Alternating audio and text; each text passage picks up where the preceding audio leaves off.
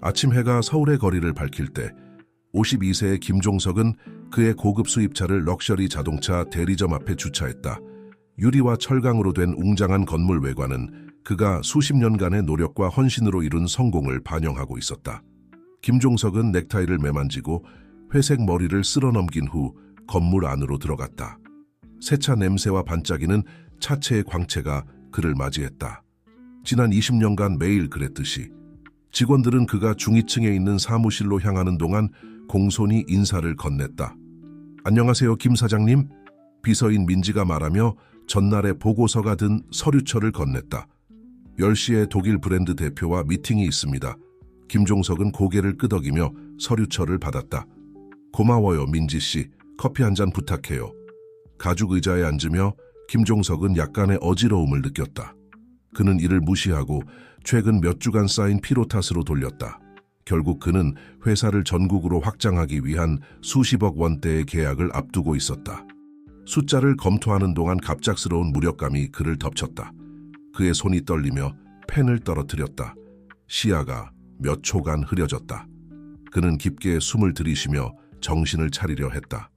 스트레스 때문이겠지. 그는 관자놀이를 문지르며 중얼거렸다. 전화벨 소리가 그의 생각을 중단시켰다.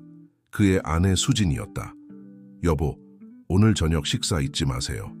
지은이가 당신 생일을 축하하러 대전에서 일부러 오고 있어요. 수진의 목소리가 전화 너머로 들떠 있었다. 김종석은 미소 지었다.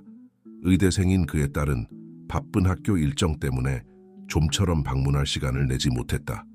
물론이지 여보, 잊지 않았어. 욕 없이까지 집에 갈게. 그는 가족이 모일 생각에 가슴이 따뜻해지며 대답했다. 아침은 평소와 다름없이 흘러갔다. 김종석은 스프레드 시트, 협상, 전화통화에 몰두했다. 하지만 컨디션이 좋지 않은 느낌은 계속되었고 집중력 저하와 평소와 다른 피로감으로 나타났다. 도심의 고급 레스토랑에서 고객들과 점심을 먹는 동안 김종석은 대화에 집중하기 어려웠다. 그의 접시는 거의 손대지 않은 채 남았고 식욕도 없었다. 대리점으로 돌아와서 그는 일에 집중하려 했지만 뭔가 잘못되고 있다는 느낌은 점점 더 강해졌다.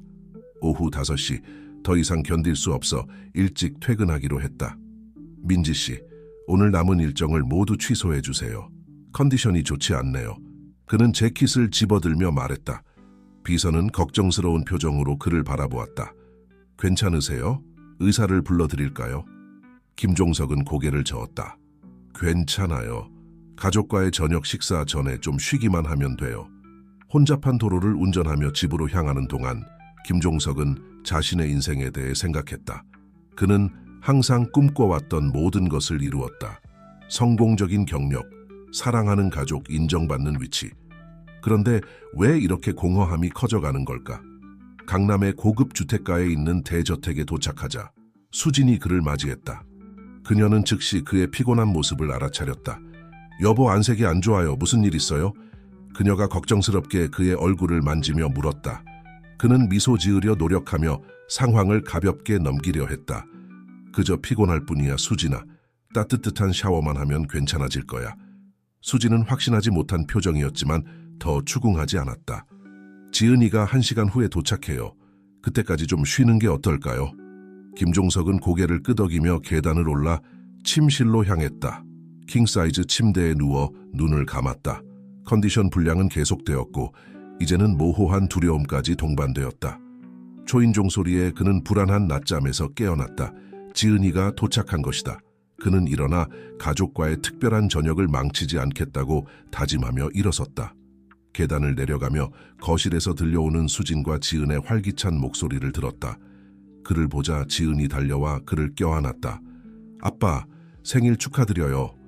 그녀가 기쁨에 빛나는 눈으로 외쳤다. 김종석은 그의 외동딸을 꼭 안았다. 그 순간 그는 자신의 건강에 무슨 일이 일어나고 있든 맞서 싸우기로 결심했다. 지은이를 위해, 수진을 위해, 그들이 함께 일구어온 모든 것을 위해. 저녁 시간은 웃음과 대화, 추억 공유로 가득했다. 김종석은 최선을 다해 활기찬 모습을 보이려 했지만 수진과 지은은 그의 식욕 부진과 눈에 깃든 피로를 알아차렸다. 지은이 옛방에서 자러 간 후 수진은 부엌에서 김종석과 대면했다. 당신 상태가 좋지 않아요. 내일 박태리 선생님께 예약을 잡을 거예요. 그녀가 단호하게 말했다. 김종석은 항의하려 했지만 수진의 눈에 담긴 진심 어린 걱정을 보고 양보했다. 알았어, 여보. 종합검진을 받는 것도 좋은 생각일 것 같아. 그날 밤 수진 옆에 누워 김종석은 천장을 바라보며 잠들지 못했다. 불안한 감정이 그를 괴롭혔다. 마치 운명이 그의 인생에서 중요한 페이지를 넘기려는 것 같았다. 그는 미래가 무엇을 가져올지 알 수 없었지만 중대한 변화가 임박했다는 확신이 들었다. 변화의 바람이 불어오고 있었다. 그 바람은 그의 건강뿐만 아니라 가족을 묶고 있는 사랑과 충성의 끈까지도 시험할 도전들의 전조였다. 김종석은 눈을 감았다. 내일이 가져올 어떤 것에도 대비하려 노력했다. 박태리 선생의 진료실 대기실은 조용했다. 벽시계의 똑딱거리는 소리와 다른 진료실에서 들려오는 조용한 대화 소리만이 들렸다. 김종석은 수진 옆에 앉아 잡지를 무심코 넘기며 가슴 속에서 커져가는 불안감을 무시하려 애썼다. 수진은 그의 손을 잡고 조용히 지지를 보냈다. 생일 이후 2주 동안 김종석의 증상은 더 심해졌다. 무력감, 어지러움, 식욕 부진이 더 자주 나타나 더 이상 무시할 수 없게 되었다. 김종석님, 김수진님, 간호사가 부르며 박태리 선생님이 준비되었음을 알렸다. 부부는 진료실로 들어갔다. 중년의 여의사가 따뜻한 미소로 그들을 맞이했지만 그녀의 눈에는 걱정이 서려 있었다. 종석 씨, 수진 씨, 앉으세요. 그녀가 책상 앞 의자를 가리키며 말했다. 지난주에 했던 검사 결과가 나왔어요. 김종석은 수진의 손을 꼭 쥐는 것을 느꼈다. 그래서 선생님, 무엇을 발견하셨나요? 박태리 선생은 말하기 전 깊이 숨을 들이쉬었다. 종석 씨, 검사 결과 매우 심각한 상태가 발견되었습니다. 당신의 신경계에 영향을 미치는 희귀한 퇴행성 질환이 있어요. 이어진 침묵이 귀를 울렸다. 김종석은 마치 발 밑에 땅이 무너져 내리는 것 같은 느낌이 들었다. 수진은 옆에서 흐느낌을 억눌렀다. 예후는 어떻습니까? 김종석이 겨우 속삭이듯 물었다. 이 병은 진행성이며 안타깝게도 알려진 치료법이 없습니다. 박태리 선생이 동정거린 목소리로 설명했다. 적절한 치료로 진행 속도를 늦추고 삶의 질을 개선할 수 있지만 얼마나 남았나요? 수진이 눈물을 글썽이며 끼어들었다. 의사는 잠시 망설였다. 정확히 말하기는 어렵지만 우리가 알고 있는 사례들을 바탕으로 6개월에서 1년 정도로 예상됩니다. 그 순간 김종석의 세계가 무너져 내렸다. 1년, 기껏해야 1년밖에 남지 않았다. 아직 하고 싶은 모든 것을 경험하고 작별을 고하고 유산을 남길 시간이 1년뿐이었다. 어떤 치료 옵션이 있습니까? 그가 물었고 자신의 목소리가 이렇게 단호한 것에 스스로도 놀랐다. 박태리 선생은 증상을 조절하기 위한 약물, 가능한 한 오래 운동성을 유지하기 위한 치료법, 그리고 정기적인 관찰의 중요성에 대해 설명했다. 김종석은 기계적으로 모든 것을 들었다. 그의 마음은 여전히 이 소식의 충격을 처리하고 있었다. 진료실을 나왔을 때 수진은 김종석을 꼭 안았다. 이제 그녀는 공개적으로 울고 있었다. 우리가 함께 이겨낼 거예요, 여보. 매 순간 당신 곁에 있을게요. 김종석은 그녀의 포옹에 응답하며 지지에 감사했다. 하지만 그의 한 부분은 이미 이 지지가 얼마나 오래 지속될지 의문을 품고 있었다. 앞으로의 여정은 힘들 것이고 그들의 사랑과 헌신의 한계를 시험할 것이었다. 집으로 가는 길에 차 안의 침묵이 무거웠다. 김종석은 창밖으로 흐릿하게 지나가는 도시를 바라보며 어떻게 그의 인생이 몇 분 만에 완전히 바뀌었는지 생각했다. 지은이에게 알려야 해요. 수진이 침묵을 깨고 말했다. 김종석은 고개를 끄덕였다. 집에 도착하면 바로 전화할게. 지은이는 이 소식을 우리에게서 직접 들어야 해. 다른 사람에게서 듣게 해선 안 돼. 집에 도착하자 김종석은 곧바로 서재로 갔고 수진은 진정용 차를 준비하겠다며 부엌으로 향했다. 혼자가 된 김종석은 전화기를 들고 딸의 번호를 눌렀다. 여보세요, 아빠? 몇 번의 신호음 후 지은의 밝은 목소리가 들렸다. 안녕, 지은아. 김종석은 목소리를 안정되게 유지하려 노력하며 대답했다. 이번 주말에 집에 올 수 있니? 엄마랑 내가 너와 중요한 얘기를 나눌 게 있어. 전화 너머로 잠시 침묵이 흘렀다. 아빠, 괜찮으세요? 목소리가 다르게 들려요. 김종석은 눈을 감고 감정을 억눌렀다. 네가 오면 얘기하자. 알겠지? 직접 만나서 하는 게 좋을 것 같아. 전화를 끊은 후 김종석은 조용히 앉아 어떻게 딸에게 이 소식을 전할지 고민했다. 남은 시간이 얼마 없다는 것을 어떻게 설명해야 할까?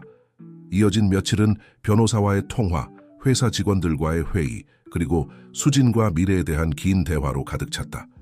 김종석은 유언장 갱신과 회사 인수인계 준비 등 상황의 실질적인 측면을 다루는 자신의 침착함에 놀랐다. 금요일 저녁, 지은이 도착했다. 저녁 식사는 긴장된 분위기 속에서 이루어졌다. 김종석과 수진은 불안한 눈빛을 교환하는 동안 지은은 학업과 미래 계획에 대해 열정적으로 이야기했다. 마침내 디저트 후 김종석은 목을 가다듬으며 지은의 주의를 끌었다. 지은아, 엄마와 내가 너에게 중요한 얘기가 있어. 그가 약간 떨리는 목소리로 시작했다. 이어지는 몇 분 동안 김종석과 수진은 상황을 설명했다. 그들은 지은의 표정이 혼란에서 충격으로, 그리고 마침내 깊은 고통으로 변하는 것을 지켜보았다. 아니에요, 그럴 리가 없어요. 지은이 얼굴에 눈물을 흘리며 중얼거렸다. 뭔가 실수가 있었을 거예요. 다른 의사를 찾아가 봐요. 더 많은 검사를 해봐야 해요. 김종석은 일어나 딸을 안았다. 그는 딸의 몸이 흐느낌으로 떨리는 것을 느꼈다. 쉿, 괜찮아 내 사랑. 우리가 함께 이겨낼 거야. 가족으로서. 그날 밤은 길고 감정적이었다. 눈물, 약속, 그리고 불확실한 미래에 대한 계획으로 가득 찼다. 지은은 더 자주 집에 오겠다고 맹세했다. 수지는 매 순간 김종석을 돌보겠다고 다짐했다. 하지만 가족이 서로를 끌어안고 역경 앞에서 당열을 약속하는 동안 김종석은 아내와 딸의 눈에 서린 두려움을 놓치지 않았다. 그의 건강에 대한 걱정을 넘어선 두려움, 그것은 미지의 것, 다가올 고통에 대한 두려움이었다. 그날 밤 잠들지 못한 채 새로운 날이 밝아오며 그와 함께 모든 이들의 삶을 영원히 바꿀 여정이 시작되었다. 김종석의 진단 이후 몇 주가 지나면서 알메이다 저택의 분위기는 눈에 띄게 변했다. 한때 웃음소리와 활기찬 대화로 가득 찼던 집은 이제 무거운 침묵에 휩싸여 있었다. 가끔 서두르는 발소리와 부드럽게 닫히는 문소리만이 그 고요함을 깨뜨렸다. 김종석은 정상적인 모습을 유지하려 노력하며 매일 출근을 계속했다. 하지만 직원들은 미묘한 변화를 눈치챘다. 회의는 더 짧아졌고 책임 위임은 증가했으며 그가 사무실 창밖을 바라보며 생각에 잠기는 긴 순간들이 늘어났다. 집에서 이수진은 조용한 그림자가 되어 기계적인 효율성으로 집안을 돌아다녔다. 그녀는 거의 강박적일 정도로 헌신적으로 김종석을 돌봤다. 약 복용을 확인하고 영양가 있는 식사를 준비하며 그의 상태 변화를 면밀히 관찰했다. 하지만 그들의 관계를 특징지었던 따뜻함과 친밀함은 사라진 것 같았고 의무감과 잘 숨겨진 슬픔으로 대체되었다. 김지은은 약속대로 더 자주 방문했지만 그녀의 체류는 짧고 긴장된 분위기였다. 그녀는 대부분의 시간을 옛방에 틀어박혀 학교 과제를 한다고 주장하며 보냈다. 아버지와 함께 있을 때도 그들의 대화는 피상적이었고 병이나 미래에 대한 언급을 조심스럽게 피했다. 진단 후 약 한 달이 지난 어느 일요일 오후, 김종석은 이 고통스러운 패턴을 깨기로 결심했다. 그는 부엌에서 점심 준비를 하고 있는 이수진을 찾았다. 여보, 그가 부드럽게 불렀다. 잠깐 얘기 좀 할 수 있을까요? 이수진은 돌아섰고 억지 미소가 그녀의 입술에 머물렀다. 물론이죠, 여보. 무슨 일이에요? 김종석은 다가가 그녀의 손을 잡았다. 수진아, 이게 당신에게, 우리 모두에게 얼마나 힘든지 알아요. 하지만 이렇게 계속할 순 없어요. 이 침묵, 이 거리감, 병보다 더 빨리 나를 죽이고 있어요. 이수진의 눈에 눈물이 고였다. 나는 뭐라고 말해야 할지 모르겠어요, 여보. 두려워요. 잘못된 말을 할까봐, 당신을 아프게 할까봐, 나를 잃을까봐. 김종석이 부드럽게 말을 마쳤다. 이수진은 고개를 끄덕이며 이제는 자유롭게 흐르는 눈물을 보였다. 김종석은 그녀를 꼭 안았고 그녀의 몸이 억눌린 흐느낌으로 떨리는 것을 느꼈다. 나도 두려워요, 사랑하는 당신. 그가 속삭였다. 하지만 내 마지막 몇 달을 우리 집에서 낯선 사람처럼 살고 싶지 않아요. 당신이 필요해요, 수진아. 간호사가 아닌 내 아내가 필요해요. 이수진은 약간 물러서서 김종석의 눈을 바라보았다. 미안해요. 난 그저 당신을 돌보고 모든 걸 올바르게 하고 싶었을 뿐이에요. 알아요. 김종석이 미소 지으며 그녀의 얼굴에서 눈물을 닦아주었다. 그리고 그것에 감사해요. 하지만 지금 내가 가장 필요한 건 당신의 사랑, 당신의 동반자 되어주는 것이에요. 우리에게 남은 모든 순간을 함께 즐기고 싶어요. 그 순간 그들 사이에서 뭔가가 녹아내리는 듯했다.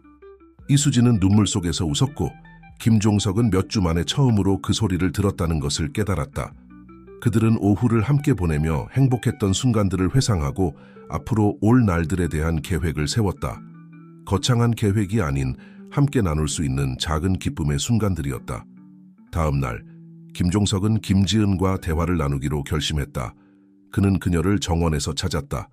지은은 수영장에 앉아 의학교과서를 무심히 넘기고 있었다. 같이 있어도 될까? 그가 물었다. 지은은 놀란 듯 고개를 들었다. 물론이죠, 아빠. 김종석은 그녀 옆에 앉아 잠시 수영장 물에 비치는 햇빛을 바라보았다. 지은아, 이 모든 게 너에게 얼마나 힘든지 알아. 하지만 난 네가 그립구나. 우리의 대화가 그립고 우리의 웃음소리가 그리워. 지은은 책을 덮으며 눈물이 고였다. 아빠, 저는 이걸 어떻게 대처해야 할지 모르겠어요. 의대에서 우리는 질병과 치료법에 대해 배우지만 사랑하는 사람이 아플 때 어떻게 해야 하는지는 아무도 가르쳐주지 않아요. 김종석은 딸의 어깨를 감쌌다. 누구도 이런 상황에 완전히 준비된 사람은 없단다, 지은아. 하지만 난 네가 남은 시간 동안 강한 척하거나 아무 일도 없는 듯 행동하길 바라지 않아. 내 딸이 돌아오길 원해. 모든 의심, 두려움, 희망을 가진 그대로의 내 모습을. 지은은 아버지에게 돌아서서 처음으로 이 소식을 들은 이후 솔직하게 울기 시작했다. 아빠를 잃는 게 너무 무서워요. 아빠가 가시는 걸 원하지 않아요. 나도 알아, 내 사랑. 김종석이 목이 메어 대답했다. 나도 떠나고 싶지 않아. 하지만 이걸 바꿀 수 없다면 너와 엄마와 함께 매 순간을 소중히 여기고 싶어. 우리 함께 그렇게 할 수 있을까? 지은은 눈물을 닦으며 고개를 끄덕였다. 할 수 있어요, 아빠. 약속할게요. 이어지는 날들 동안 알메이다 가족의 집에 미묘한 변화가 일어나기 시작했다. 식사 시간은 다시 대화와 웃음의 순간이 되었다. 이수진과 김종석은 밤에 함께 영화를 보는 습관을 되찾았고 소파에 앉아 손을 잡고 있었다. 지은은 매일 전화를 걸어 일상의 작은 기쁨과 좌절을 나누었다. 직장에서 김종석은 더 체계적인 인수인계 과정을 시작했다. 그는 어린 시절 친구이자 신뢰하는 매니저인 박민호를 불러 회사의 미래에 대해 솔직한 대화를 나눴다. 민호야, 네가 더 많은 책임을 맡아주길 바란다. 김종석이 사무실에 앉아 설명했다. 앞으로 얼마나 자주 출근할 수 있을지 모르겠어. 모든 것이 잘 돌아가도록 하고 싶어. 중간 키에 회색 머리의 박민호는 걱정스러운 눈빛으로 친구를 바라보았다. 종석아, 네가 필요로 하는 건 뭐든 할 수 있어. 하지만 확실해, 넌 이 회사를 세웠잖아. 김종석은 슬프게 미소 지었다. 그래서 이 회사가 좋은 손에 남겨질 거란 확신이 필요한 거야. 난 너를 믿어, 민호야. 항상 그래왔지. 두 친구는 이어지는 몇 주 동안 나란히 일했다. 김종석은 수십 년간 쌓아온 지식을 공유했고 박민호는 헌신과 존경심을 갖고 모든 것을 흡수했다. 어느 날 계약서를 검토하던 중 박민호가 망설이며 입을 열었다. 종석아, 내게 말하고 싶은 게 있어. 내 딸 윤서가 간호학과를 졸업하려고 해. 그녀가 네가 도움이 필요하다면 돌봐주고 싶다고 했어. 김종석은 이 제안에 놀랐다. 민호야, 그건 매우 관대한 제안이구나. 하지만 난 네 가족에게 짐이 되고 싶지 않아. 넌 절대 짐이 될 수 없어, 내 친구. 박민호가 단호하게 대답했다. 윤서가 이걸 하고 싶어 해. 사실 네 상황을 알고 나서 꽤 강하게 주장했어. 잠시 생각한 후 김종호는 고개를 끄덕였다. 고려해볼게, 민호야. 고마워. 그날 밤 집으로 운전하며 김종석은 자신의 삶이 얼마나 짧은 시간 안에 변했는지 생각했다. 병은 두려움과 슬픔을 가져왔지만 동시에 약해지고 있던 연결을 다시 강화시켰고 그가 알지 못했던 깊이의 사랑과 충성심을 드러냈다. 집에 들어서자 이수진의 따뜻한 미소와 저녁 식사를 위해 도착한 지은의 다정한 포옹이 그를 맞이했다. 김종석은 감사함을 느꼈다. 앞으로 올 도전들에도 불구하고 그는 홀로 맞서지 않을 것임을 알았다. 미래는 여전히 불확실했지만 현재는 모든 사랑과 복잡함을 담고 있었고 김종석은 이를 충분히 누리기로 결심했다. 가을이 서울에 찾아왔고 거리는 붉고 금빛 나무잎으로 물들었다. 김종석에게 떨어지는 각각의 잎은 시간의 흐름을 나타내는 것 같았고 삶의 연약함을 상기시켰다. 진단 이후 3개월이 지났고 병의 증상은 천천히 진행되고 있었지만 그 존재감은 부인할 수 없었다. 그 토요일 아침 김종석은 정원을 바라보며 베란다에 앉아 있었다. 차가 접근하는 소리가 들렸고 그는 박민호와 젊은 여성이 함께 오는 것을 보았다. 그녀가 윤서일 것이라고 추측했다. 이수진이 그들을 맞이하러 나갔고 김종석은 그녀의 어깨에 있는 긴장감을 눈치챘다. 외부인이 김종석을 돌본다는 생각은 여전히 그녀를 불편하게 만들었지만 여러 번의 대화 끝에 그녀는 마지못해 동의했다. 종석아, 내 친구. 박민호가 베란다 계단을 오르며 외쳤다. 오늘 기분이 어때? 김종석은 일어서며 의자에 살짝 기대었다. 네가 여기 있으니 더 좋아졌어. 오랜 친구야. 박민호는 미소 지으며 옆에 젊은 여성을 가리켰다. 이쪽은 내 딸 윤서야, 기억나니? 윤서가 한 걸음 앞으로 나와 부드러운 미소와 함께 손을 내밀었다. 다시 뵙게 되어 반갑습니다, 김 사장님. 마지막으로 뵈었을 때는 제가 어린 소녀였죠. 김종석은 그녀의 손을 잡았고 그 힘찬 악수에 놀랐다. 나도 반가워요, 윤서 씨. 그리고 제발 나를 종석이라고 불러요. 네 사람은 집 안으로 들어갔고 이수진이 간식을 준비해 놓았다. 그들이 먹고 대화를 나누는 동안 김종석은 윤서를 관찰했다. 그녀는 아버지의 친절한 눈을 가졌고 주변의 긴장된 분위기를 누그러뜨리는 차분한 존재감이 있었다. 그래서 윤서 씨, 이수진이 시작했다. 그녀의 목소리는 평상시처럼 들리려고 노력했다. 민호 씨가 말씀하시길 간호학과를 졸업하셨다고 들었어요? 윤서는 고개를 끄덕이며 눈이 열정으로 빛났다. 네, 마지막 학년이에요. 사실 저는 완화의료를 전공하고 있어요. 완화의료라는 말에 방 안에 불편한 침묵이 감돌았다. 김종석은 목을 가다듬으며 그 순간을 깨뜨렸다. 그건 매우 고귀한 분야예요, 윤서 씨. 당신이 훌륭한 간호사가 될 거라고 확신해요. 그 후 대화는 더 자연스럽게 흘러갔다. 윤서는 실습 경험을 공유했고 박민호는 대리점의 최근 소식을 전했다. 이수진도 오후가 지나면서 점점 더 편안해지는 모습을 보였다. 박민호와 윤서가 떠날 준비를 할 때 김종석은 그들을 문까지 배웅했다. 윤서 씨, 그가 부드럽게 불렀다. 당신의 도움 제안에 감사드립니다. 아직도 관심이 있다면 저는 받아들이고 싶습니다. 윤서의 얼굴이 환하게 빛났다. 물론이죠, 김종석 씨. 도와드릴 수 있어 영광입니다. 그들이 떠난 후 김종석은 걱정과 체념이 뒤섞인 표정으로 그를 바라보고 있는 이수진에게 돌아섰다. 이게 맞는 결정이에요, 여보. 그는 그녀의 손을 잡았다. 그래요. 사랑하는 당신. 우리 모두에게 좋을 거예요. 당신은 도움이 필요하고 윤서는 우리가 필요로 하는 바로 그 사람인 것 같아요. 다음 주 윤서는 정기적으로 방문하기 시작했다. 그녀의 존재는 집에 새로운 활력을 불어넣었다. 그녀는 김종석의 움직임을 유지하기 위한 운동을 도왔고 약물을 관리했으며 가장 중요하게는 젊고 낙관적인 에너지를 가져와 모든 사람에게 영향을 미쳤다. 처음에는 거리를 두던 이수진도 윤서와 가까워지기 시작했다. 두 사람은 부엌에서 요리법과 이야기를 나누며 시간을 보냈다. 김종석은 아내가 더 가벼워진 것 같다고 기쁘게 지켜보았다. 마치 그녀가 짊어진 짐의 일부가 덜어진 것 같았다. 어느 날 윤서가 정원에서 김종석의 운동을 돕고 있을 때 김지은이 갑자기 도착했다. 그녀는 현관에 서서 그 장면을 해석하기 어려운 표정으로 지켜보았다. 지은아, 김종석이 기쁘게 외쳤다. 이렇게 깜짝 방문해주다니 정말 좋구나. 지은은 다가와 아버지를 안았지만 그녀의 눈은 윤서에게 고정되어 있었다. 당신은 누구세요? 그녀가 의도했던 것보다 더 차갑게 물었다. 윤서가 자신을 소개하고 자신의 존재 이유를 설명했다. 지은은 무표정한 얼굴로 조용히 들었다. 나중에 김종석은 도서관에서 혼자 있는 지은을 발견했다. 얘야, 괜찮니? 지은이 돌아섰고 그녀의 눈에는 눈물이 고여 있었다. 왜 그녀가 필요한 거예요, 아빠? 제가 충분하지 않나요? 제가 아빠를 돌볼 수 없나요? 김종석은 가슴이 아팠다. 오, 지은아, 그는 딸을 안으며 말했다.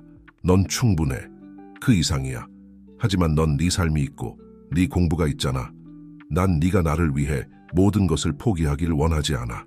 하지만 제가 그러고 싶다면요? 지은이 아버지의 가슴에 기대어 흐느꼈다. 들어봐. 김종석이 부드럽게 말하며 딸의 눈을 바라보았다. 윤서는 너나 엄마를 대신하려고 여기 있는 게 아니야. 그녀는 우리가 남은 시간을 함께 보내는데 도움을 주려고 있는 거야. 네가 내 간호사가 아니라 내 딸이 될 수 있도록 말이야. 지은은 천천히 고개를 끄덕이며 눈물을 닦았다. 죄송해요, 아빠. 저는 그저 아빠와의 순간들을 놓칠까봐 두려워요. 넌 절대 나를 잃지 않을 거야, 내 사랑. 김종석이 대답했다. 딸의 이마에 키스하며 말했다. 난 지금 여기 있고 내가 더 이상 여기 없을 때도 항상 네 마음속에 있을 거야. 이어지는 날들 동안 지은은 윤서에게 다가가려 노력했다. 천천히 두 젊은 여성은 유대감을 형성하기 시작했고 김종석을 돌보고자 하는 공통된 바람으로 하나가 되었다. 한편 대리점에서 박민호는 자신만의 도전에 직면했다. 일부 직원들, 특히 오래된 직원들은 박민호가 더 많은 책임을 맡는 것에 대해 저항했다. 박민호가 회사를 장악하려 한다는 소문이 돌기 시작했다. 상황을 알게 된 김종석은 대리점에 깜짝 방문을 하기로 결심했다. 이수진과 윤서의 항의에도 불구하고 그는 이 상황을 직접 해결해야 한다고 주장했다. 대리점에 도착하자 김종석은 놀란 눈빛과 속삭임으로 맞이했다. 그는 전시장 중앙으로 곧장 걸어가 모든 직원들을 불렀다. 여러분, 그가 시작했다. 그의 목소리는 예전만큼 강하지 않았지만 여전히 권위가 있었다. 돌고 있는 소문들에 대해 알고 있습니다. 그래서 직접 해명하고자 합니다. 박민호 씨는 회사를 장악하려는 게 아닙니다. 그는 내가 요청한 대로 정확히 하고 있을 뿐입니다. 김종석은 잠시 멈추고 각 직원의 눈을 바라보았다. 여러분 중 일부는 이미 알고 계시겠지만 저는 건강 문제로 어려움을 겪고 있습니다. 박민호 씨, 제 오랜 친구이자 제가 전적으로 신뢰하는 사람은 우리가 함께 일구어낸 이 회사가 계속 번창할 수 있도록 더 많은 책임을 맡기로 동의했습니다. 직원들 사이에서 웅성거림이 일었다. 김종석은 계속했다. 여러분 모두에게 박민호 씨에게 항상 저에게 보여주셨던 것과 같은 존중과 협조를 보여주시기를 부탁드립니다. 그는 제 전적인 신뢰를 받고 있으며 여러분도 그를 신뢰하기를 바랍니다. 연설을 마치자 김종석은 어지러움을 느꼈다. 박민호가 달려와 그를 부축했고 함께 김종석의 사무실로 걸어갔다. 고마워 내 친구. 김종석이 의자에 무겁게 앉으며 말했다. 이게 나를 얼마나 지치게 할지 과소평가했군. 박민호는 미소 지으며 김종석의 어깨를 꽉 잡았다. 넌 항상 이 회사의 심장이었어, 종석아. 그들은 내게서 직접 들을 필요가 있었어. 박민호가 이수진에게 전화를 걸어 김종석을 데리러 오게 하는 동안 두 친구는 침묵 속에 앉아 있었다. 그들은 직면하고 있는 변화를 생각하며 잠시 묵념했다. 대리점 방문은 김종석에게 자신이 뒤에 남기는 모든 것에 대한 고통스러운 상기였지만 동시에 그의 유산이 좋은 손에 남겨질 것이라는 확신이기도 했다. 그날 밤 이수진 옆에 누워 김종석은 그날의 사건들을 되새겼다. 그는 앞으로의 길이 어렵고 감정적, 육체적 도전으로 가득 차 있을 것임을 알고 있었다. 하지만 잠들어 있는 아내를 바라보며 딸 지은과 박민호, 윤서를 생각하며 그는 감사함을 느꼈다. 병이 그의 미래를 앗아갈 수는 있지만 동시에 관계를 강화하고 새로운 연결을 만들며 그를 둘러싼 사랑과 충성의 깊이를 드러내고 있었다. 그리고 이것이야말로 김종석이 눈을 감으며 생각했다. 가장 소중한 선물이었다. 겨울이 서울에 찾아왔고 회색빛 하늘과 간헐적인 비가 내렸다. 김종석에게 이 날씨는 그의 건강 상태를 완벽하게 반영하는 것 같았다. 그의 건강은 서서히 악화되고 있었고 가족 관계도 마찬가지였다. 특히 추운 아침, 김종석은 움직이기 힘들어하며 깨어났다. 근육이 무겁게 느껴졌고 머리에는 둔한 통증이 맴돌았다. 이수진은 그의 불편함을 즉시 알아차리고 윤서에게 전화를 걸었다. 윤서를 이렇게 이른 아침에 귀찮게 할 필요 없어요. 김종석이 약하게 항의했다. 이수진은 그를 무시하고 전화로 긴장된 목소리로 말했다. 윤서 씨, 빨리 와주세요. 종석이가 오늘 상태가 좋지 않아요. 30분 후 윤서가 도착했다. 그녀는 의료 키트뿐만 아니라 집안의 긴장된 분위기를 진정시키는 듯한 차분한 기운도 함께 가져왔다. 그녀는 김종석을 주의 깊게 살펴보았고 그녀의 얼굴은 전문가다운 표정으로 가려져 있었지만 걱정이 역력했다. 김종석 씨, 그녀가 부드럽게 말했다. 약물 조절이 필요할 것 같아요. 박태리 선생님께 전화해서 몇 가지 옵션을 논의해 보겠습니다. 윤서가 전화를 거는 동안 이수진은 침대 옆에 앉아 김종석의 손을 잡았다. 그녀의 눈에는 흘리지 않은 눈물이 가득했다. 괜찮아질 거예요. 그녀가 중얼거렸다. 자신에게 말하는 것인지 김종석에게 말하는 것인지 불분명했다. 김종석은 그녀의 손을 꼭 쥐었다. 육체적 고통보다 더 괴로운 것은 아내가 고통받는 모습을 보는 것이었고 자신이 짐이 되고 있다는 감정이었다. 그 순간 김지은이 방으로 들어왔다. 그녀의 얼굴은 걱정으로 창백했다. 아빠, 엄마가 전화하셨어요. 어떠세요? 김종석이 대답하기 전에 윤서가 방으로 돌아왔다. 박태리 선생님이 오고 계세요. 직접 진찰하신 후 약물 변경을 결정하고 싶어 하십니다. 지은이 윤서를 날카롭게 쳐다보았다. 그런 결정을 내릴 자격이 당신에게 있나요? 제가 아빠의 딸이에요. 내가 이런 일을 처리해야 해요. 방 안에 무거운 침묵이 내려앉았다. 이수진이 일어나 지은의 팔을 잡았다. 지은아, 윤서 씨는 우리를 돕기 위해 여기 있어. 그녀는 필요한 훈련을 받았고 그럼 저는요? 지은이 감정에 복받쳐 말을 끊었다. 저도 의대생이에요, 엄마. 저도 아빠를 돌볼 수 있어요. 김종석이 일어나려 하며 신음을 내뱉었다. 지은아, 제발. 하지만 지은은 이미 문을 세게 닫고 방을 나가버렸다. 이수진은 김종석을 바라보며 딸을 따라가야 할지 남아 있어야 할지 망설였다. 가봐요, 김종석이 부드럽게 말했다. 지금 지은이가 당신을 필요로 해요. 이수진이 나간 후 윤서가 침대 가까이 다가왔다. 그녀의 눈에는 죄책감이 가득했다. 김종석 씨, 정말 죄송합니다. 가족 문제를 일으키고 싶지 않았어요. 김종석은 고개를 저었다. 피곤한 미소를 지으며 말했다. 당신은 아무것도 일으키지 않았어요, 윤서 씨. 이 문제들은 이미 존재했고 단지 표면 아래에 숨어 있었을 뿐이에요. 한편 거실에서 이수진은 소파에 앉아 조용히 흐느끼고 있는 지은을 발견했다. 그녀는 딸 옆에 앉아 품에 안았다. 오, 우리 딸. 이수진이 지은의 머리를 쓰다듬으며 속삭였다. 이게 너에게 얼마나 힘든지 알아. 지은이 물러나 화난 듯이 눈물을 닦았다. 엄마는 이해 못해요. 제가 여기 있어서 아빠를 돌봐야 해요. 저 낯선 사람이 아니라. 이수진은 깊이 한숨을 쉬었다. 지은아, 윤서는 낯선 사람이 아니야. 그녀는 박민호 삼촌의 딸이고 네 아빠의 가장 친한 친구 딸이야. 그리고 더 중요한 건 그녀가 아빠를 돌보는 데 필요한 특별한 훈련을 받았다는 거야. 그럼 저는요? 지은이 목소리가 갈라지며 물었다. 저도 의학을 공부하고 있잖아요. 알아, 우리 딸. 이수진이 부드럽게 대답했다. 하지만 넌 아직 공부 중이야. 그리고 더 중요한 건 네 아빠가 네가 미래를 포기하길 원하지 않는다는 거야. 그는 네가 그를 위해 인생을 희생하길 원하지 않아. 지은은 잠시 침묵하며 엄마의 말을 곱씹었다. 저는 그저 뭔가 도움이 되고 싶어요. 뭔가 할 수 있는 게 있었으면 좋겠어요. 이수진은 다시 딸을 안았다. 넌 생각하는 것보다 더 많이 도와주고 있어, 우리 딸. 네가 여기 있다는 것, 네 사랑 그 자체가 아빠에게는 세상을 의미해. 나에게도 마찬가지고. 그 순간 초인종 소리가 들렸다. 박태리 선생님이 도착한 것이었다. 이수진과 지은은 김종석의 방으로 그녀를 안내했다. 윤서는 그들을 맞이하며 한 걸음 물러섰다. 박태리 선생은 김종석을 철저히 진찰했다. 그녀는 증상과 병의 진행에 대해 김종석과 윤서 모두에게 질문을 던졌다. 지은은 주에 깊게 관찰했고 이전의 좌절감은 전문적인 호기심으로 바뀌어갔다. 진찰이 끝난 후 박태리 선생은 모두를 거실로 불러 모았다. 병이 우리가 예상했던 것보다 조금 더 빠르게 진행되고 있어요. 그녀가 부드럽게 설명했다. 약물을 조정할 건데 김종석 씨의 일상생활에도 몇 가지 변화가 필요할 것 같아요. 그녀는 지은을 향해 고개를 돌렸다. 사실 지은 씨, 당신의 도움이 매우 환영받을 거예요.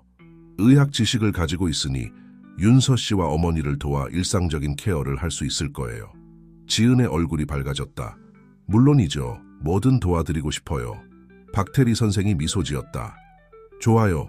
윤서 씨, 지은 씨에게 특정 절차들을 안내해 주실 수 있나요? 윤서는 고개를 끄덕이며 지은을 조심스럽게 바라보았다. 물론이죠. 기쁘게 해드리겠습니다. 이후 며칠 동안 알메이다 가정에 새로운 일과가 자리 잡았다. 윤서는 여전히 주요 간병인이었지만 이제는 지은과 긴밀히 협력했다. 두 젊은 여성은 처음에는 서로를 향해 긴장된 모습을 보였지만 김종석을 돌보는 과정에서 서로에 대한 존중심을 키워갔다. 이수진은 이런 변화를 안도와 걱정이 뒤섞인 감정으로 지켜보았다. 지은이 더 참여하고 덜 원망하는 모습을 보는 것은 좋았지만 그녀는 이것이 딸에게 장기적으로 어떤 감정적 영향을 미칠지 걱정했다. 어느 오후 김종석이 낮잠을 자는 동안 이수진은 부엌에서 지은과 윤서가 조용히 대화를 나누는 것을 발견했다. 그리고 제 첫 실습날 너무 긴장한 나머지 지도 의사의 가운에 커피를 쏟아버렸어요. 윤서가 웃으며 이야기했다. 지은도 미소 지었다. 이수진은 몇 주 만에 처음 듣는 소리라는 걸 깨달았다. 그거 제 경험을 생각나게 하네요. 제가 한 번은... 이수진은 조용히 물러났다. 그녀는 그 순간을 방해하고 싶지 않았다. 김종석의 서재로 향하던 그녀는 그가 검토해달라고 요청한 서류 더미를 발견했다. 김종석의 의자에 앉아 이수진은 서류를 넘기기 시작했다. 대부분은 대리점 관련 문서였지만 개인 문서들도 있었다. 김종석의 유언장, 위임장, 미래를 위한 지침들. 상황의 현실이 그녀를 강타했고 그녀는 눈물이 흐르기 시작하는 것을 느꼈다. 몇 분 후 박민호가 11 방문을 위해 도착했을 때 그녀를 그렇게 발견했다. 그는 열린 서재 문을 부드럽게 두드렸다. 수진 씨, 괜찮으세요? 이수진은 고개를 들었고 재빨리 눈물을 닦았다. 민호 씨, 저는 그저 종석이를 위해 몇 가지 서류를 검토하고 있었어요.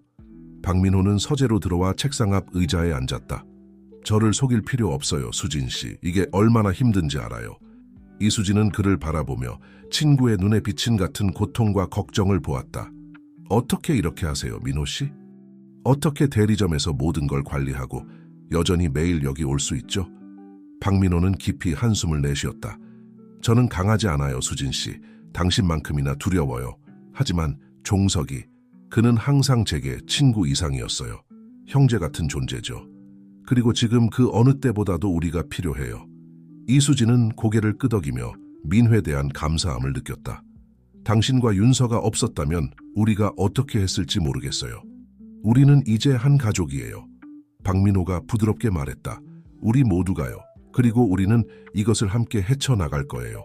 그 순간 그들은 김종석의 방에서 그가 이수진을 부르는 소리를 들었다. 그녀는 재빨리 일어났고 박민호도 곧바로 그녀를 따라갔다.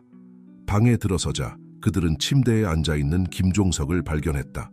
그의 얼굴에는 희미한 미소가 떠올라 있었다. 아, 당신들이 거기 있었군요. 그가 말했다.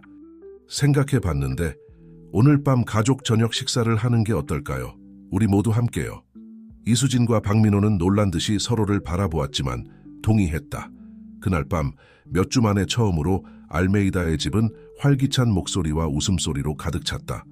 김종석은 눈에 띄게 피곤해 보였지만 확장된 가족들에 둘러싸여 오랜만에 가장 행복해 보였다.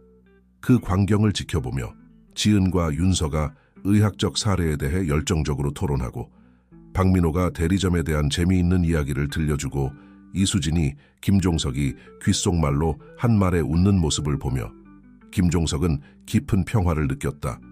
병이 그의 육체를 앗아갈 수는 있지만 그를 둘러싼 사랑을 건드릴 수는 없었다.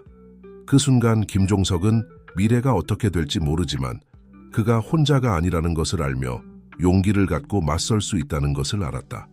봄이 서울에 찾아왔고 색채와 새 생명의 폭발을 가져왔다. 아이러니하게도 자연이 꽃피는 동안 김종석의 건강은 계속 악화되고 있었다.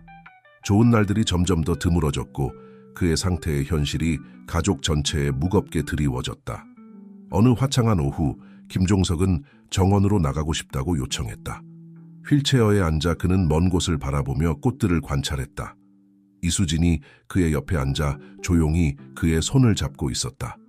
수진아, 김종석이 부드럽게 말하며 침묵을 깼다. 미래에 대해 이야기할 때가 된 것 같아.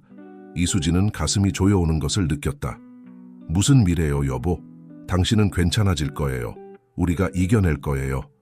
김종석은 슬프게 미소 지었다. 사랑하는 당신, 우리 둘 다 그게 사실이 아니란 걸 알잖아요. 내 시간이 얼마 남지 않았어요. 우리가 해결해야 할 일들이 있어요. 눈물이 이수진의 얼굴을 타고 흐르기 시작했다. 제발 그렇게 말하지 마세요. 당신 없는 삶을 상상할 수 없어요. 당신은 생각하는 것보다 더 강해요. 김종석이 그녀의 손을 꼭 쥐며 말했다. 그리고 혼자가 아닐 거예요. 우리에겐 지은이, 민호, 윤서가 있잖아요. 그들은 이제 우리 가족이에요. 그 순간 지은이 차를 든 쟁반을 들고 집에서 나왔다. 어머니의 눈물을 보고 그녀는 쟁반을 옆에 내려놓고 김종석의 의자 옆에 무릎을 꿇었다. 아빠, 무슨 일이에요? 그녀가 걱정스러운 목소리로 물었다. 김종석은 딸을 바라보았고 그의 눈에는 사랑과 자부심이 가득했다. 지은아, 우리가 미래에 대해 이야기하고 있었단다. 너희 둘에게 말해야 할 게 있어. 그는 잠시 멈추고 힘을 모았다. 내 유언장을 약간 수정했어. 내 재산의 대부분 대리점을 포함해서 민호에게 남길 거야. 이수진과 지은은 충격을 받은 듯했다. 하지만 아빠, 지은이 항의했다. 왜요? 대리점은 아빠의 유산인데. 김종석은 고개를 끄덕였다. 맞아. 그래서 그것이 좋은 손에 남겨지도록 해야 해. 민호는 나만큼 사업을 잘 알고 있고 회사의 정신을 살려나가겠다고 약속했어. 그럼 우리는요? 이수진이 떨리는 목소리로 물었다. 너희 둘은 잘 보살핌을 받을 거야. 김종석이 안심시켰다. 각자에게 상당한 금액과 이 집을 남겼어. 하지만 대리점은 그것을 운영하는데 모든 시간과 에너지를 쏟을 수 있는 사람이 필요해. 지은이 갑자기 일어섰다. 이건 공평하지 않아요. 아빠는 우리를 제쳐두고 있어요. 김종석이 대답하기 전에 박민호와 윤서가 정원에 도착했고 긴장된 대화를 중단시켰다. 그들은 즉시 뭔가 잘못되었다는 것을 알아차렸다. 괜찮으세요? 박민호가 김종석에서 이수진, 지은으로 시선을 옮기며 물었다. 지은이 박민호에게 돌아섰고 그녀의 눈은 분노로 번쩍였다. 당신은 이걸 알고 있었어요? 아빠가 당신에게 대리점을 줄 거라는 걸요? 박민호는 놀란 듯 보였다. 무슨 말씀이세요, 지은 씨? 김종석은 깊이 한숨을 내쉬었다. 민호야, 나중에 이 얘기를 하려고 했는데 우리가 다 여기 있으니 그래, 내 유언장에 대리점을 내게 남기기로 결정했어. 이어진 침묵은 귀가 멍할 정도였다. 박민호는 충격받은 듯 김종석을 바라보았다. 종석아, 난 뭐라고 해야 할지 모르겠어. 엄청난 책임이야. 그리고 네가 감당하기에 충분히 준비되어 있지. 김종석이 단호하게 대답했다. 윤서는 공기 중에 긴장감을 느끼고 부드럽게 제안했다.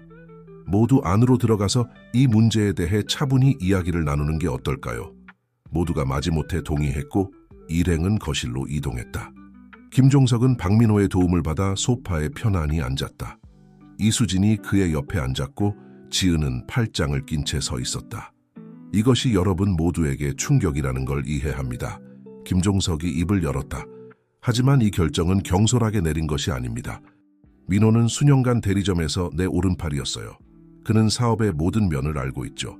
하지만 저는 아빠의 딸이에요. 지은이 외쳤다. 저도 배울 수 있어요.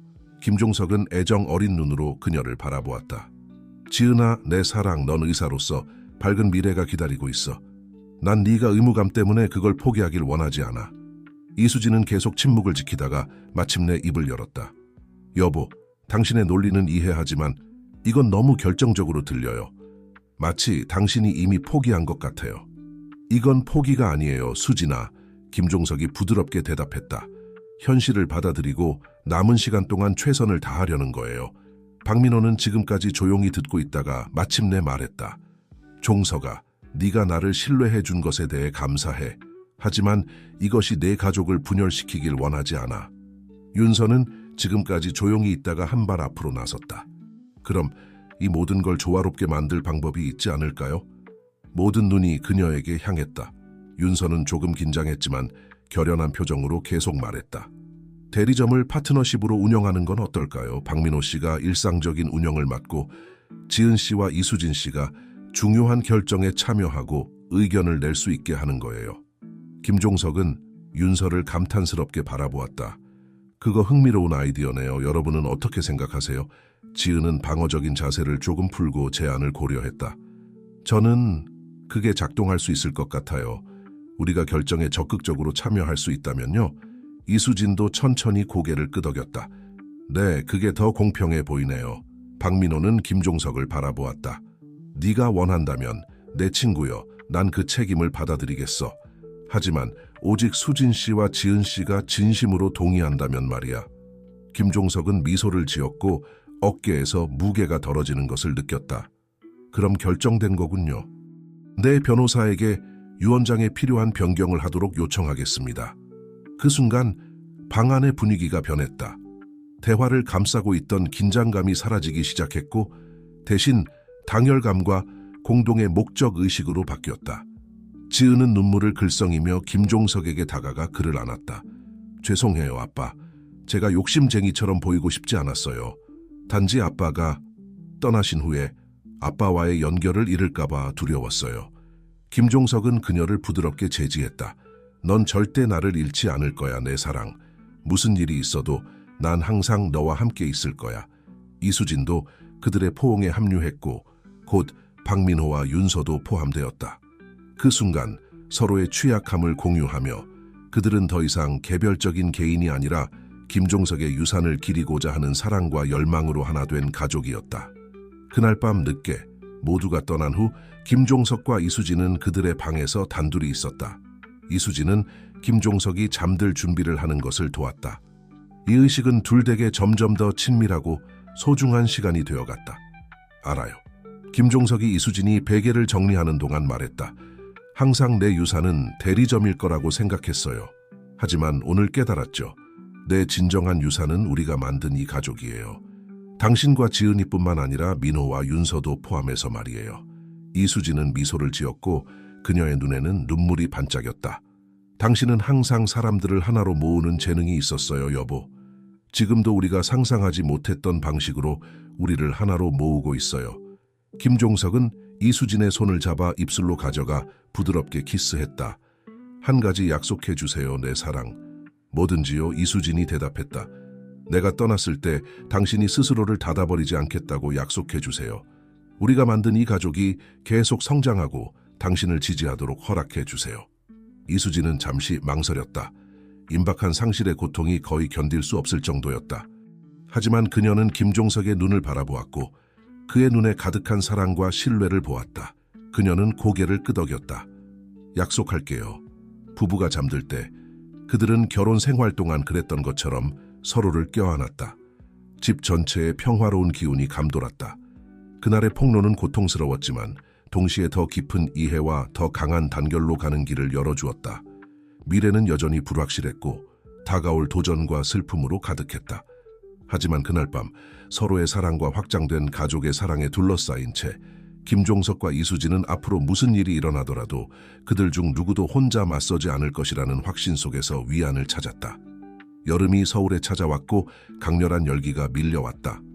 하지만 알메이다 저택 안에는 우울한 분위기가 감돌았고 이는 밖에 밝은 햇살과 대조를 이루었다. 김종석은 이제 대부분의 시간을 침대에서 보내며 자신의 인생의 순간들을 회상하고 방문객들과 이야기를 나누며 시간을 보냈다. 특히 더운 어느 오후 김지은이 일상적인 방문을 위해 도착했다.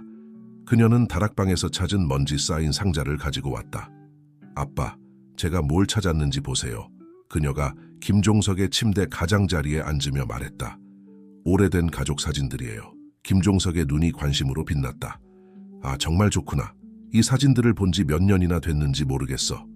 아버지와 딸은 함께 앨범을 넘기기 시작했다. 각 이미지가 불러일으키는 추억에 웃기도 하고 때로는 눈물을 흘리기도 했다. 여기 아빠와 엄마의 결혼식 날 사진이에요. 지은이 젊고 웃는 김종석이 웨딩드레스 차림에 이수진을 안고 있는 사진을 가리키며 말했다. 김종석은 미소 지으며 사진을 애정 어린 손길로 만졌다. 네 할아버지가 내가 수진이에게 청혼했다는 걸 알았을 때 거의 심장마비를 일으킬 뻔했지. 우리가 너무 어리다고 생각하셨거든. 그랬나요? 지은이 호기심 어린 눈으로 물었다. 아마도. 김종석이 부드럽게 웃었다. 하지만 네가 진정한 사람을 만났을 때는 지은아 그냥 알 수 있어. 나이는 중요하지 않아. 그들이 계속해서 사진을 보고 있을 때 이수진이 방에 들어왔다. 그녀는 차 한 잔을 들고 있었다. 앨범을 보자 그녀는 멈춰섰고 그녀의 얼굴에 놀란 표정이 스쳤다. 오래된 사진들을 찾았네요. 그녀가 차를 침대 옆 테이블에 내려놓으며 외쳤다. 그리고 그들과 함께 침대에 앉았다. 시간이 흘러갔고 세 사람은 행복했던 순간들을 회상했다. 지은의 탄생, 가족의 첫 휴가, 대리점 개업 등 각 사진은 감정의 물결과 이야기를 불러일으켰다. 한순간 김종석은 특별한 사진에서 멈췄다. 그와 박민호가 아주 젊었을 때 오래된 차 앞에서 웃고 있는 사진이었다. 아, 이 사진. 김종석이 노탈지클리 말했다. 민호와 내가 대리점을 열기로 결정한 날 찍은 거야. 우리는 정말 젊었고 꿈으로 가득 차 있었지. 이수진이 김종석의 손을 잡고 부드럽게 쥐었다. 그리고 당신들은 그 꿈을 이뤘어요, 여보. 함께 놀라운 것을 만들어냈죠. 지은은 사진을 생각에 잠겨 바라보았다. 아빠, 옳은 선택을 하셨다고 생각하세요? 대리점을 민호 삼촌에게 남기는 거요.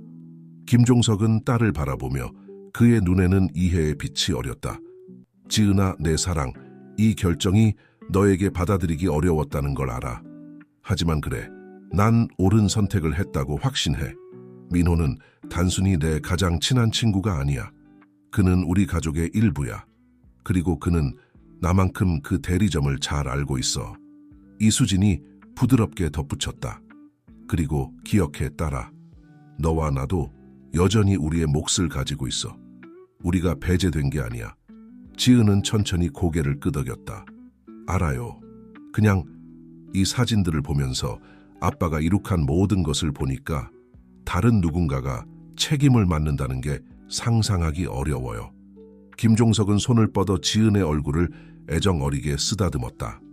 내 유산은 단지 대리점이 아니야, 지은아. 그건 너고 우리 가족이고 우리가 공유하는 가치야.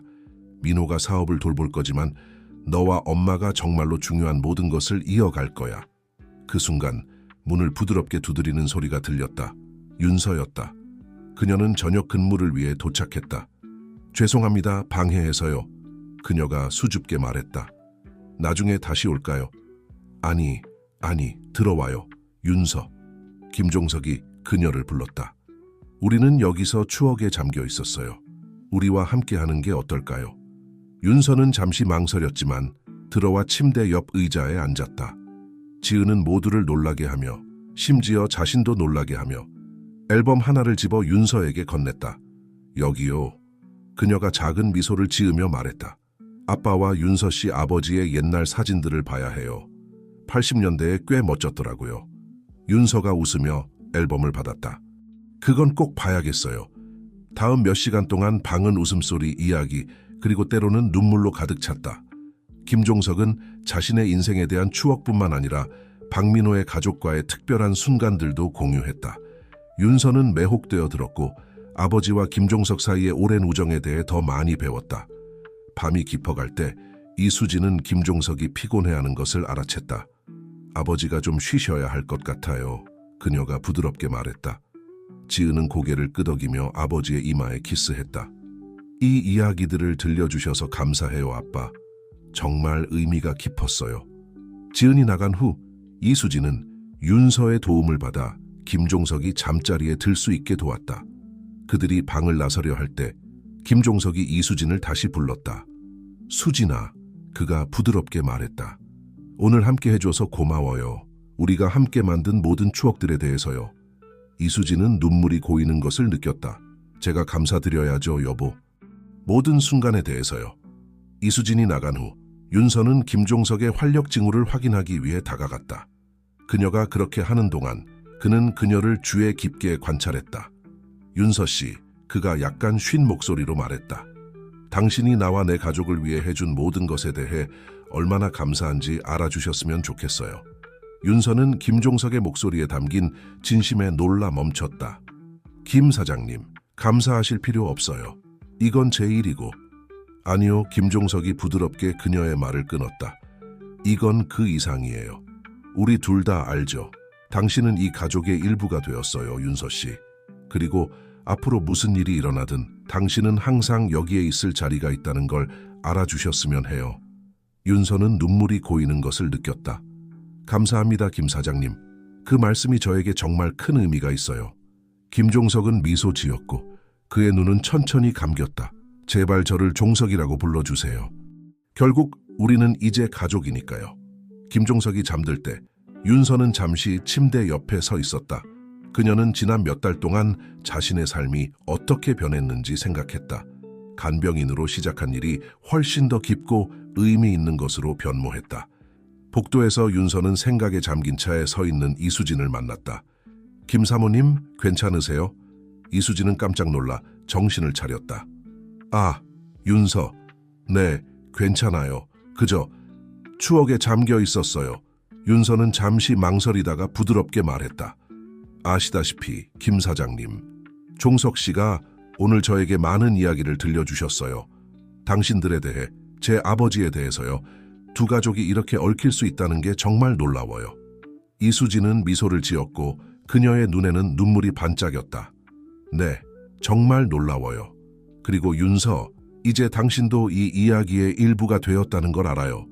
그리고 그것에 대해 감사해요. 두 여성은 서로를 이해하는 순간을 공유했다. 그들은 김종석에 대한 사랑과 그가 자신들 주변에 만든 가족에 대한 사랑으로 하나가 되었다. 그날 밤 알메이다의 집이 잠들 때 그날 공유했던 추억들이 부드러운 유령처럼 공기 중에 떠다녔다. 그것들은 살아왔던 사랑, 공유했던 기쁨, 그리고 역경 속에서도 계속해서 강해지는 유대의 증거였다. 김종석은 꿈속에서 자신의 인생에서 가장 행복했던 순간들을 다시 살았다. 그리고 그 각각의 순간에서 그는 단지 자신의 과거뿐만 아니라 자신이 형성하고 있는 미래도 보았다.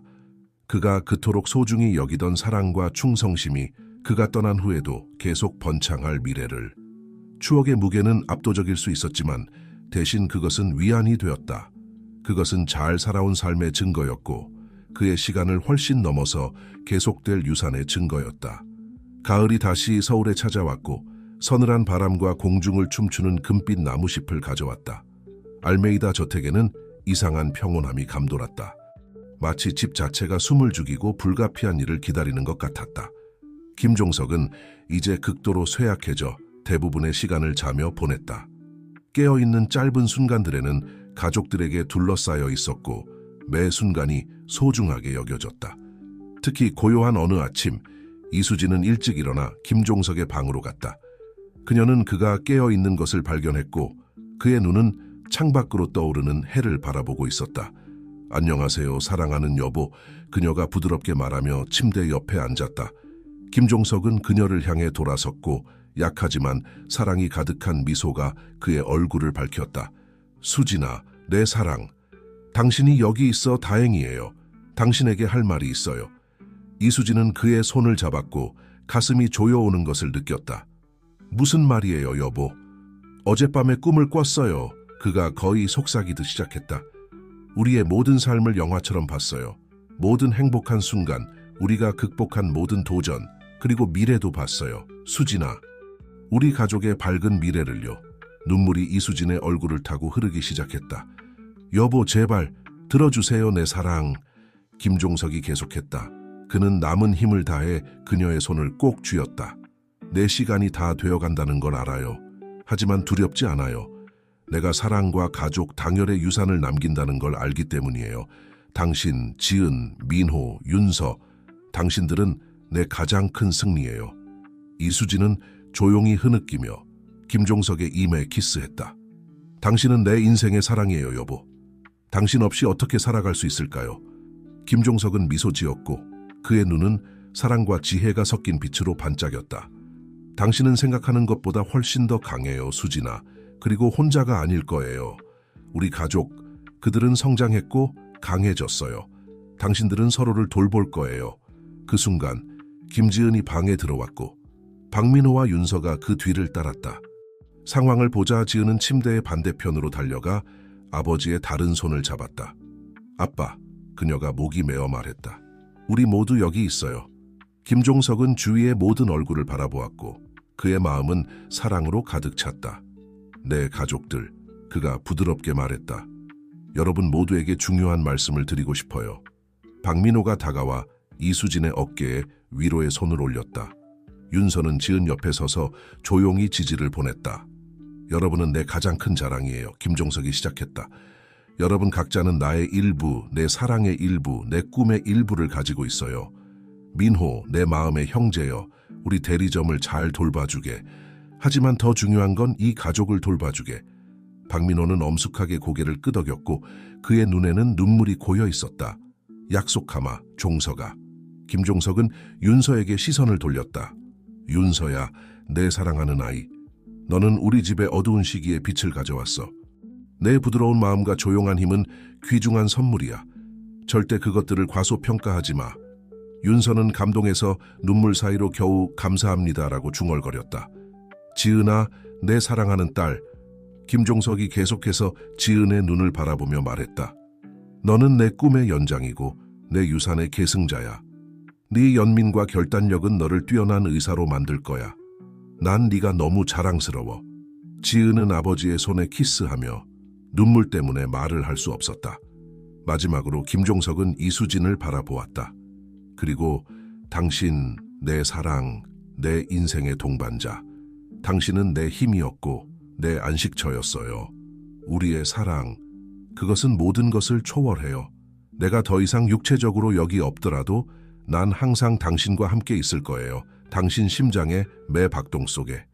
이수진은 몸을 숙여 김종석의 입술에 부드럽게 키스했다. 사랑해요 여보, 영원히. 김종석은 미소 지었고 그의 눈이 천천히 감겼다. 나도 여러분 모두를 사랑해요. 항상 기억하세요. 가족은 우리의 가장 큰 보물입니다. 이 말과 함께 김종석은 가족들의 사랑에 둘러싸인 채 마지막으로 잠들었다. 이어진 날들은 감정의 소용돌이였다. 김종석의 장례식은 그의 삶을 기념하는 자리였고 수백 명의 사람들이 마지막 경의를 표하기 위해 왔다. 대리점 직원들, 오랜 친구들, 심지어 경쟁사들까지 많은 사람들의 삶에 영향을 준 이 사람에 대한 존경을 표하러 왔다. 몇 주 후 가족들은 특별한 의식을 위해 대리점에 모였다. 이제 공식적으로 책임을 맡게 된 박민호가 회사 이름을 바꾸는 행사를 준비했다. 알메이다 앤드 친구들 자동차에 오신 것을 환영합니다. 그가 새 간판을 공개하며 발표했다. 이 이름은 이 회사를 설립한 사람뿐만 아니라 그가 모든 것 위에 소중히 여겼던 가족과 우정의 정신을 기리는 것입니다. 이수진, 지은, 윤서는 박수를 쳤고 이제 그들의 눈물은 자부심과 희망의 미소와 뒤섞였다. 이어지는 달들 동안 가족 구성원 각자는 김종석의 유산을 기리는 자신만의 방법을 찾았다. 지은은 아버지의 여정에서 영감을 받아 완화의료 전문의가 되기로 결심했다. 그녀는 환자들의 마지막 순간에 위안과 존엄성을 가져다 주기로 결심했다. 윤서는 자신의 소명을 발견하고 간호학 공부를 계속했지만 동시에 대리점에서 파트타임으로 일하기 시작했다. 그녀는 김종석이 하나로 만든 두 세계 사이의 다리 역할을 했다. 박민호는 김종석이 항상 보여줬던 것과 같은 열정과 성실성으로 대리점을 이끌었다. 그는 모든 중요한 결정에 이수진과 지은의 의견을 구했고 김종석이 원했던 파트너십 정신을 살려나갔다. 그리고 이수진은 김종석의 부재를 깊이 느꼈지만 자신 안에서 새로운 힘을 발견했다. 그녀는 확장된 가족의 중심이 되어 사랑과 지혜로 모두를 하나로 묶어주었다. 김종석이 떠난 지 1년 후 가족들은 다시 한번 특별한 저녁 식사를 위해 알메이다 저택에 모였다. 테이블은 김종석이 좋아하던 대로 정원의 별들 아래 차려져 있었다. 모든 사람이 자리에 앉자 이수진이 잔을 들었다. 김종석을 위해 그녀가 말했다. 그녀의 목소리는 확고하고 사랑으로 가득 차 있었다. 가족의 진정한 의미를 우리에게 가르쳐준 사람을 위해. 김종석을 위해 모두가 따라 말했고 밤하늘 아래에서 그들의 잔이 부딪히는 소리가 울렸다. 밤이 깊어갈수록 웃음소리, 이야기, 공유된 추억들로 가득 찼다. 마치 김종석이 그들과 함께 있는 것 같았다. 그의 영혼은 이 예상치 못했지만 부인할 수 없이 강한 가족을 하나로 묶는 사랑 속에 살아 있었다. 그렇게 서울의 별들 아래에서 김종석이 만들어낸 가족은 그의 사랑과 충성, 당열의 유산을 이어갔다. 그들은 함께 미래의 도전들을 맞설 준비가 되어 있었고 항상 김종석의 말을 기억했다. 가족은 우리의 가장 큰 보물이다. 바람이 부드럽게 불어와 나무잎들을 흔들었고 마치 김종석 자신이 그들에게 미소 짓고 있는 것처럼 그들 삶의 새로운 장을 축복하는 것 같았다. 그리고 그렇게 사랑과 희망으로 가득 찬 마음을 안고 그들은 함께 새로운 여명을 향해 나아갔다. 미래가 무엇을 가져올지 모르지만 그들은 항상 서로가 있을 것임을 알고 있었다.